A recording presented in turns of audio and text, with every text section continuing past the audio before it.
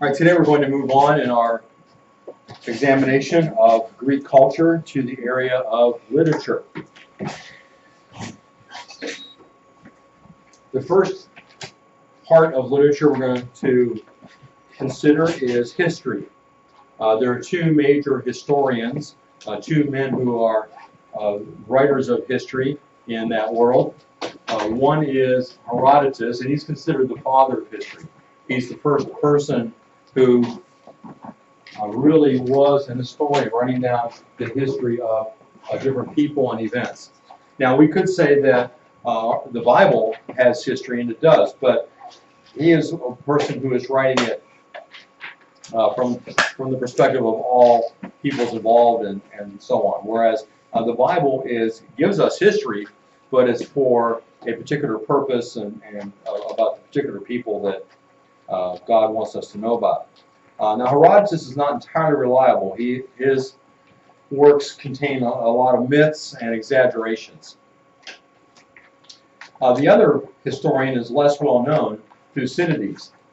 He's actually more accurate and objective than Herodotus, a little more reliable. All right, so Herodotus and Thucydides. Any questions? Next, let's look at drama. Drama was considered a way to educate the Greek people in their religious beliefs, their moral behavior, and their civic pride. You have a question, Kate? No, I was just going to say, some people say history is true and it really contains like a lot of truth. Why do they put myths in history in like that category? Well, Herodotus put myths in. Thucydides did not. He may have considered the myths accurate. You know, writing about, and I'm not sure what myths he has in there, but let's say he puts in there about Hermes being a messenger from the gods. Maybe he thought that really was true, but we know today that it's not. Sometimes myths are simply an exaggeration of what really happened too. You know, I think in this country we have different myths, like say Paul Bunyan. Are you familiar with Paul Bunyan? You heard of Paul Bunyan? All right. Well, maybe there really was a big lumberjack out in Minnesota one time, and just a story grew up around him, and so he became larger than life. Became a myth, but possibly based on something that was or someone that was real. All right. So Herodotus did include a lot of the myths. Now, you might look at some history books today and wonder how much myth is there too, because often a history book, anyone writing about history, is influenced by his own ideas. And so, if you look at for example, the history book used in a government-run school versus the history book we use, you're going to find some differences because of the different perspectives of those that are writing. We might include things that they wouldn't, and vice versa. All right, so so the purpose of drama was not simply amusement, not just entertainment. It was for instruction in their religion, what is moral, and in pride in their community. By the way, what does the word amusement mean, or amuse? Anybody know what the word muse means? M-U-S-E? If you muse, what are you doing? Katie? Entertaining. No? Just to muse. To muse means to think. Now, when you put an A in front of a word, what does that do to the word?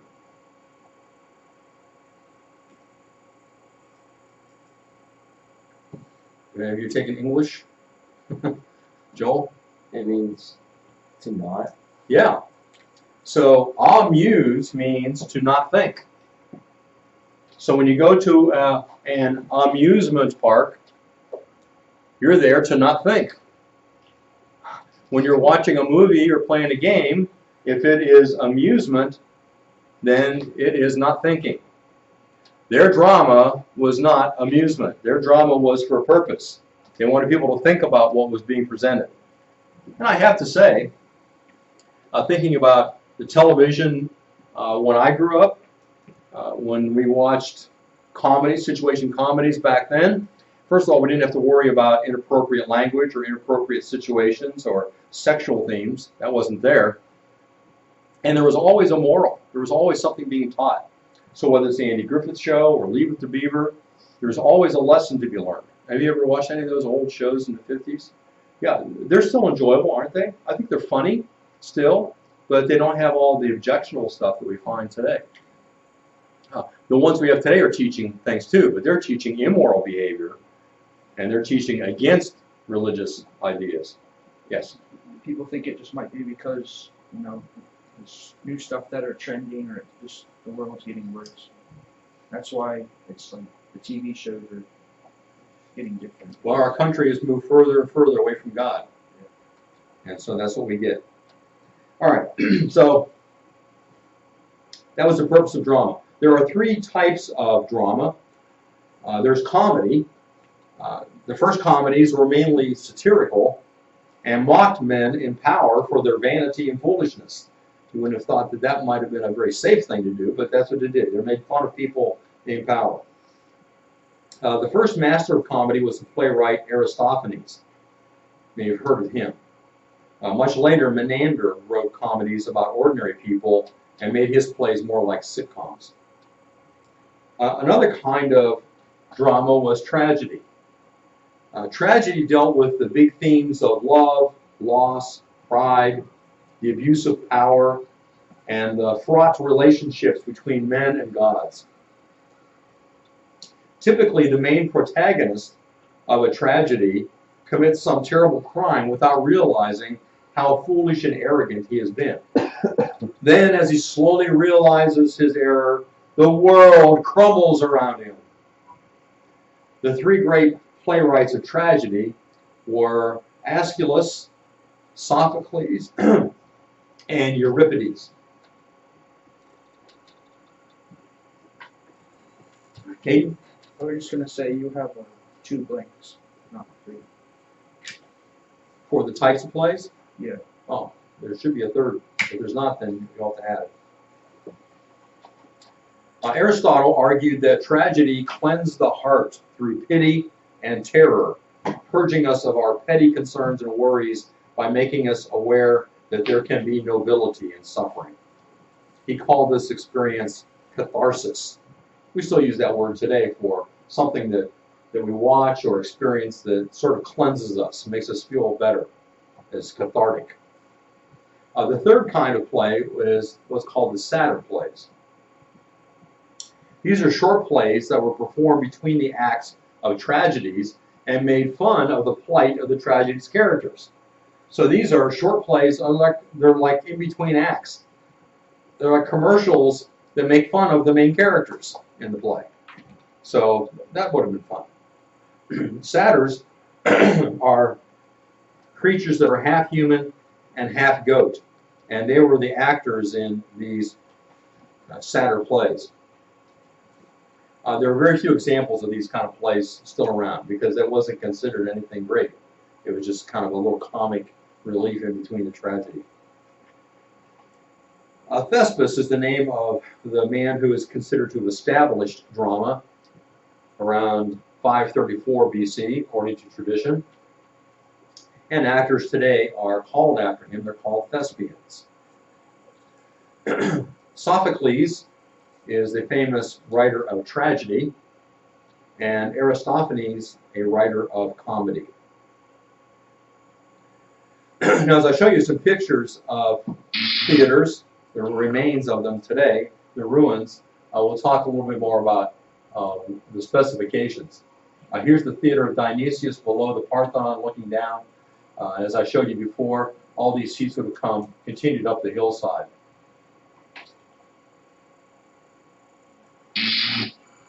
And then next is the Great Theater in Ephesus. You can see this does not go up the hillside. It's built right there, like a modern stadium. It's rather steep as you go up here into these different levels. Could hold thousands of people. I'm trying to think if it was 25,000 people, something like that. Pretty close to 25,000. Here we go. The next slide tells us that.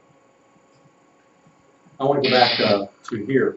The stage here would have been on here. This would have been the pillars holding up the stage, and there's this area in front.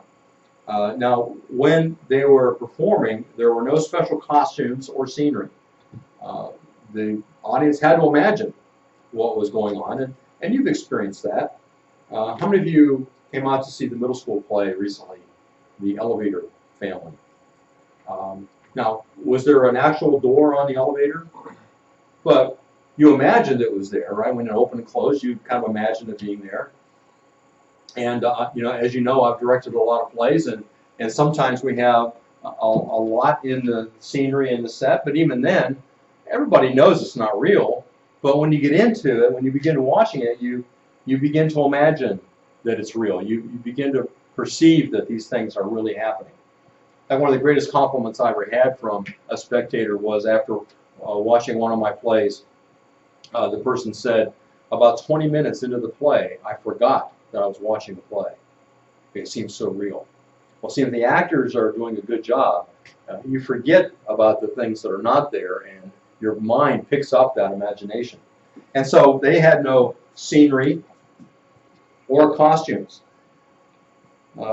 In fact, there would have not have been as many people acting the parts as there were parts.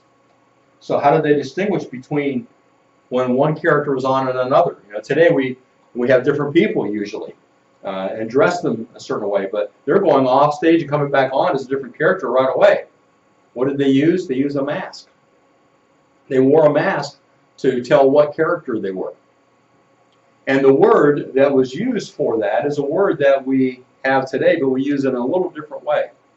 The word for mask, a masked person, was hypocrite. They're behind a mask. You're not seeing the real person, you're seeing the mask. That then came to be used for someone who in their life is wearing a mask. Not a real one, but one that they're pretending to be something that they're not, and so they are a hypocrite. You've heard that word before, haven't you? Someone that is not what they appear to be. All right, so that comes from the world of theater in Greece. Now, in addition, it was only men who portrayed characters. So even if it was a female character, a man would portray it, but he would have the mask indicating that he was a female. In addition, there would be a chorus of men that would be here in front of the stage that would comment on the action. They were kind of provided narration, talked about what was going on, maybe even sung some things, and eventually they danced as well.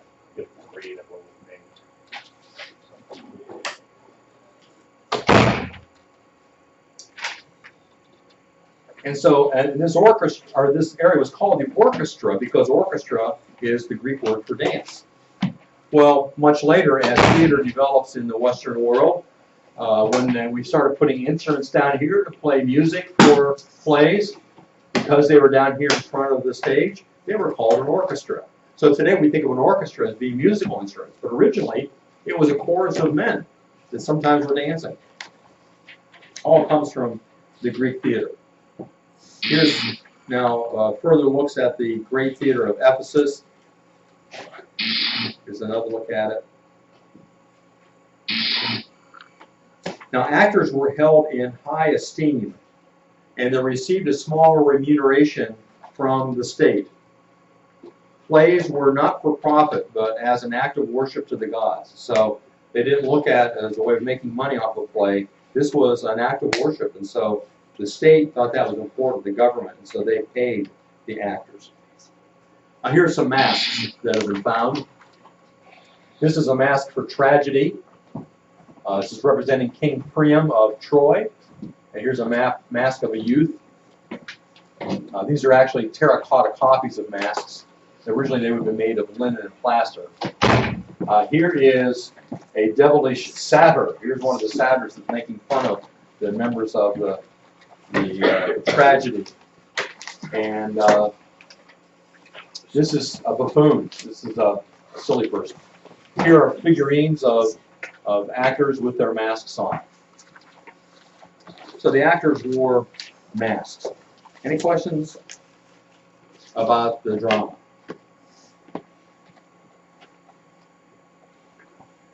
Okay, next let's look at excellence in art. First of all, urns. Urns are kind of like jars, vases. And on their urns, they painted scenes of everyday life. They painted battles, athletic competitions, and activities of their gods. You can see on these urns some of those things represented. Here's how they would have looked originally, and they may have kept a lot of common ones for everyday use, but these are special ones. On this one, we see different shapes. They were for different uses. The one with the fisherman and hunter were oil jugs. The large one with two handles was used for storing wine or oil. This one shows the story of Odysseus against the Cyclops. On the left, there's a painting of Achilles, the bravest Greek hero in the Iliad. Upper right is a base painting of Odysseus from Homer's Odyssey. Looks like this is when he tied himself to the mast so he wouldn't be tempted by the sounds of the sirens, and put wax in the ears of his sailors. Now, on this is very interesting in that this vase, this is the original color of the vase, and the artist painted black onto the vase. So that means he's not painting the figures, he's painting around the figures and leaving the vase to provide the color for the figures. You see what he had to do? Have maybe you ever tried doing something like that in art? Have you tried that? Yeah. How'd that go? Well, not too well. It's pretty hard to do, isn't it? I would think. I would have a hard time even drawing a figure, let alone doing it in reverse. It's kind of like a negative copy. So that's what we see here. This is the natural color of the vase. It's called a red-figured vase. At the lower right, we see a school scene showing how boys of ancient Greece were taught music and poetry. On the left, you see a student playing the lyre with his teacher. You see another one standing before his reading teacher. And then you see a man with a cane. See that over there? That's the boy's pedagogue. A pedagogue was a servant who brought the boy to school, and then he stayed there to make sure the boy paid attention. Hence the cane. You get it? That word pedagogue is something, as a word that's used in the New Testament, and also a word that has come into the English language as we call the science of education, pedagogy. This is a vase with a scene from a play. So vases almost were like their photo albums. You know, they had pictures of maybe their life, things that were important, stories that they heard of, things like that. So any questions about the vases? Or urns, technically is what they're called. All right, let's move to sculpture. There are three main periods of sculpture in Greece. The first is the archaic. Archaic means old. And I'll show you pictures of this in a minute. In the archaic period, the figures are rather stiff and expressionless. Next is the classical period. In the classical period, the sculptors sought to represent the ideal man. So, you know, every man is really buff, you know, six-pack abs, all that. Looks really good. In the Hellenistic period, the calm self-confidence of the previous one was replaced by a frenzied emotional tone. So you have less of people standing there looking, you know, looking great, and you have scenes that are more emotional. And artists say that they lost their simple beauty that was there before. All right, on this next slide, we see some examples. Here's the archaic period. You can see kind of how stiff they are. when you read the classical period, they look more lifelike, more fluid. And the Hellenistic period, there's not a lot of difference in how they look, but in what they're doing. You know, they're shown in scenes that are maybe dangerous, emotional in some way. All right, so that's sculpture. Any questions about sculpture? Okay, let's move to architecture. In architecture, the most spectacular architecture that can be looked at in ancient Greece is the Parthenon in Athens.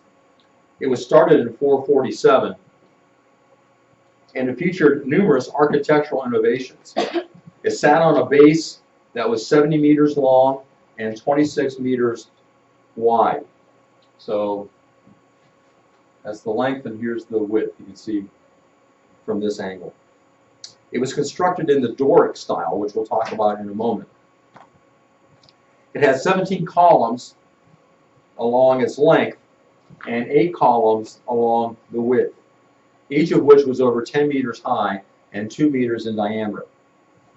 Now, a right-angled building, and you understand that, do you not? Something is right-angled. When you're looking at that, it tends to create an optical illusion that makes it look top-heavy.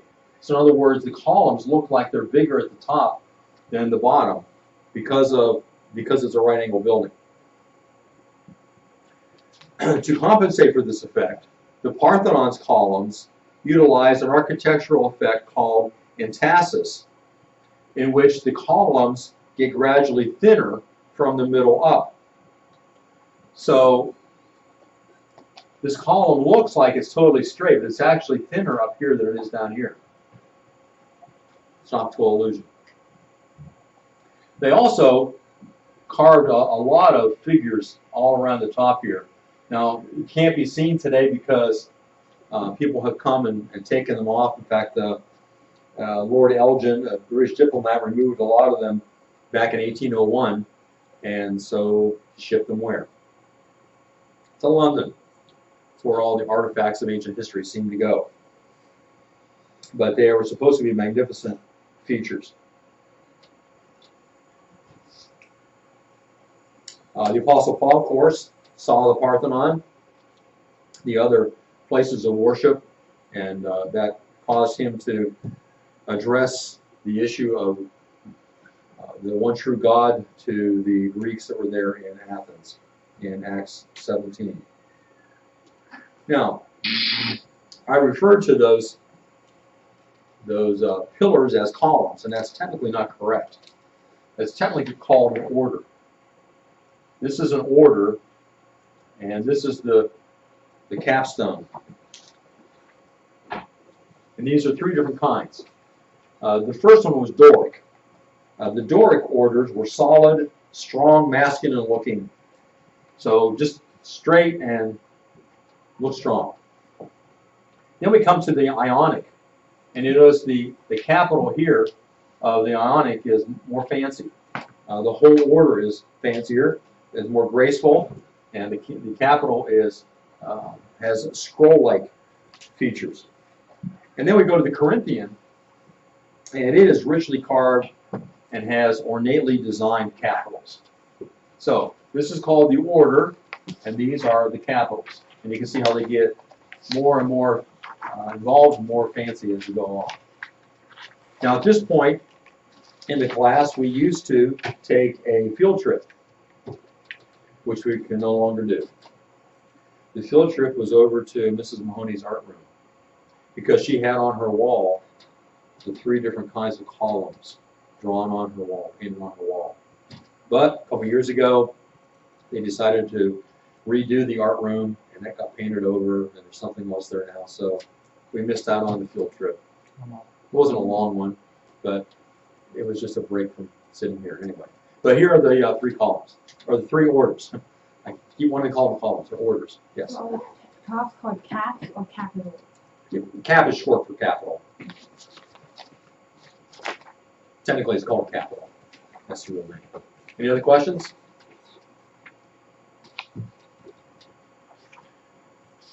All right. We're going to, that's all the notes we have for ancient Greece. We are behind what's on the board, so the assignment that's up there for tomorrow won't be until Friday. And the test that's up there for Friday will be on Monday. Now, how many of you will not be here on Monday? Just one? Okay, those who are not going to be here on Monday will take the test on Friday. You have everything you need. Today, the rest of today and tomorrow, we're going to be watching some videos from drive-through history. Give you enough time to prepare. Now, the assignment that's up there about Euclid, that'll be due on Friday. If you do that want to do it ahead of time, you may. Yeah, so, This is the apology of Brian? I'm most likely gonna be here Friday, but I might be like a little bit late. Okay. All right. The rest of the time we have today, we're going to begin watching a drive-through history video with Dave Stotts. If you remember him, and I think you enjoy him. So we're going to go to see what he has to say about Greece.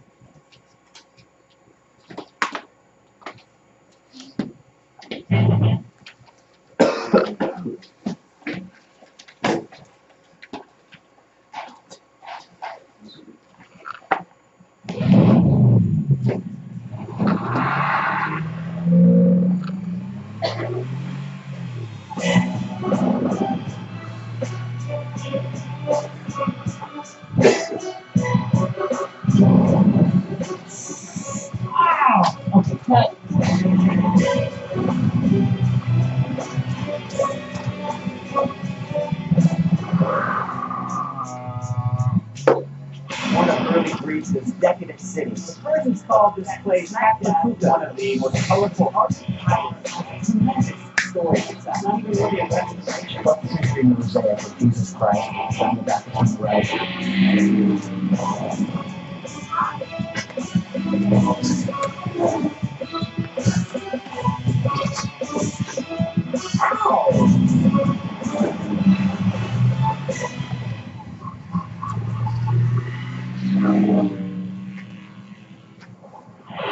Greece is about the size of England, northern state of New York, and it consists of over 2,000 islands scattered about the eastern Mediterranean Sea, only 200 of which are populated, with a total population of almost 11 million people. The ancient Greeks were politicians, philosophers, athletes, poets, and warriors. And because of the conquests of Alexander the Great, Greek culture and language spread, starting the age we call Hellenism. And it's because Greek was the universal language and culture both during and after the time of Christ that the New Testament documents are all